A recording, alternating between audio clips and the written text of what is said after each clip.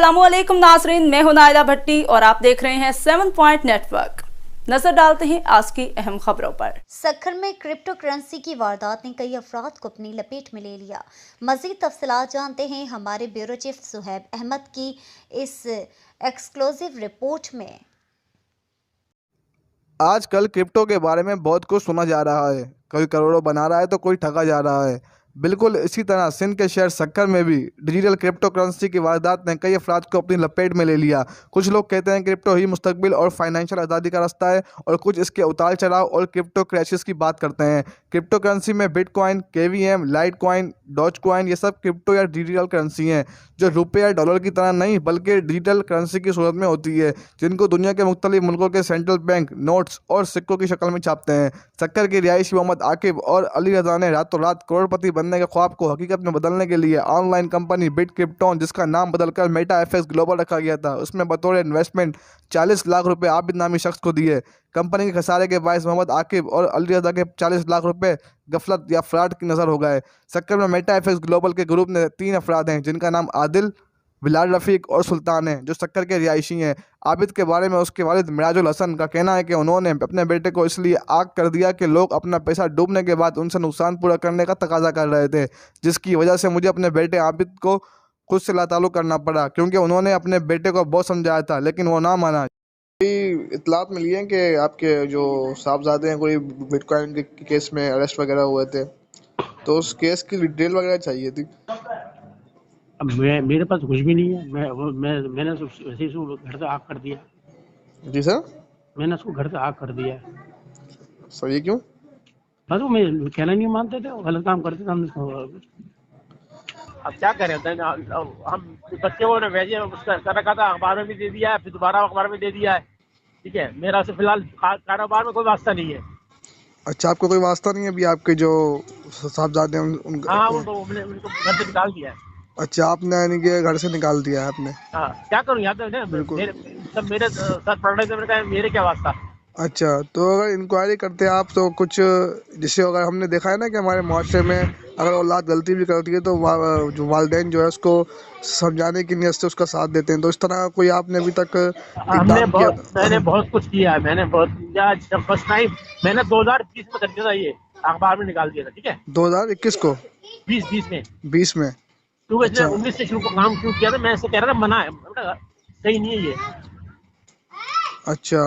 हाँ तो बेटा, लेकिन मानते नहीं, कह रहे अरे वो मुसीबत कहते नहीं, आप क्या कमा रहे, कुछ नहीं कमा रहे, हम आपको लाखों रुपए देंगे, करोड़ों रुपए देंगे। अच्छा।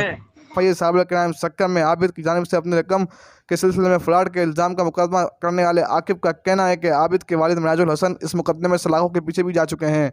मोहम्मद आकिब और अली रजा ने FIA साइबर क्राइम सक्खर में 6 जून को केस दाखिल किया था, जिस पर FIA साइबर क्राइम सक्खर के इन्वेस्टिगेशन ऑफिसर मोहम्मद अली सावंत ने 6 अक्टूबर को केस तस्दीक करके मुल्जिमान को तलब किया था, जिसके बाद मुल्जिमान रूपोश हो गए।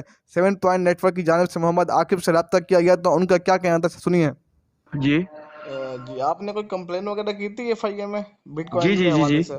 जी जी जी जी जी जी जी, तो उसके बारे में थोड़ी हमें मालूमात चाहिए थी। कंप्लेन की असल में ये माजा थोड़ा तफसील से बताएंगे आप? जी, असल में ये लोग लेके आए थे कंपनी एक कौन सी?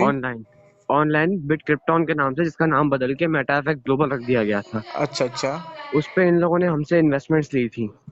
अच्छा, कितनी? और तकरीबन अराउंड 40 lakhs, जिसकी मैंने डिपॉजिट स्लिप्स जी प्रूफ के तौर पे दी हुई हैं। जी इनमें 3 बंदे थे। बिलाल रफीक, उसकी जी भी मेरे पास तमाम इन्फॉर्मेशन मौजूद है, मैंने जी। ले ली है। अच्छा जी। ठीक है, और सुल्तान और आबिद।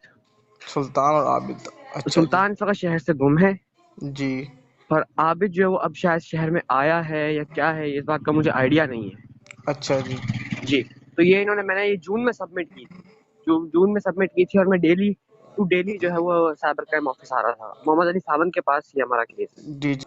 तो अभी क्या, तो कहाँ तक पहुंचा केस आपका? कोई अभी तक इन्वेस्टिगेशन चल रही है? इन्वेस्टिगेशन इस पे चल रही है। इन्होंने बैंक स्टेटमेंट्स वगैरह सारा कुछ मैच कर लिया था, हर चीज हो गई थी। जी। इन्होंने सुल्तान के वालिद साहब को भी उठाया था, अच्छा जी। लेकिन उनको छोड़ दिया था।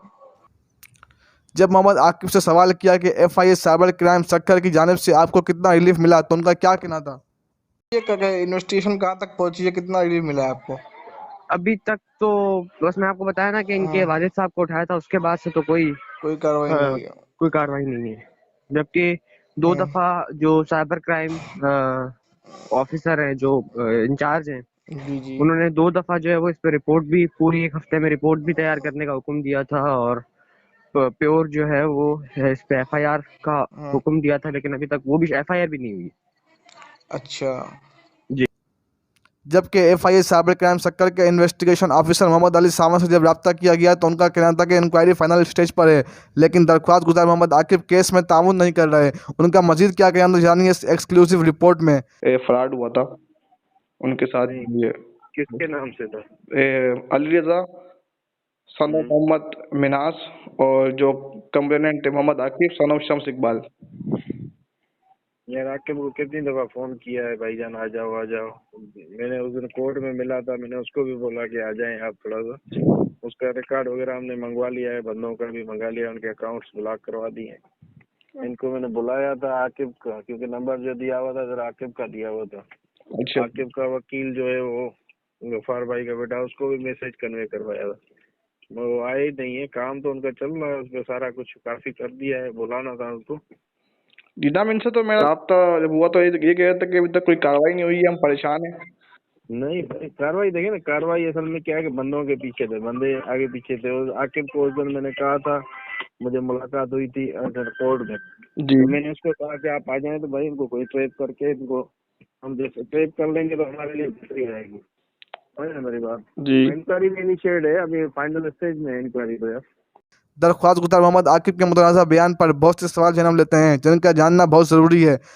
गुज़िश्ता साल एफआईए साइबर क्राइम सिंध के साबिक सरबराह इमरान रियाज का कहना था कि कानून नाफिज करने वाले इदारों के खदशात हैं कि क्रिप्टो करेंसी के क्रिमिनल एक्टिविटीज़ और मनी लॉन्ड्रिंग में इस्तेमाल होती है। उनका मजीद कहना था कि अगर क्रिप्टो करेंसी का कारोबार पाकिस्तान में हो भी तो लीगलाइज तरीके से हो। पाकिस्तान में क्रिप्टो करेंसी की धोखाधड़ी की वारदातों के पेश नज़र हुकूमत पाकिस्तान को चाहिए मज़कूरा करेंसी पर कानून साजी करके नौजवानों को रिलीफ फराहम करे और ऑनलाइन धोखाधड़ी करने वाले के खिलाफ सख्त कार्रवाई करे।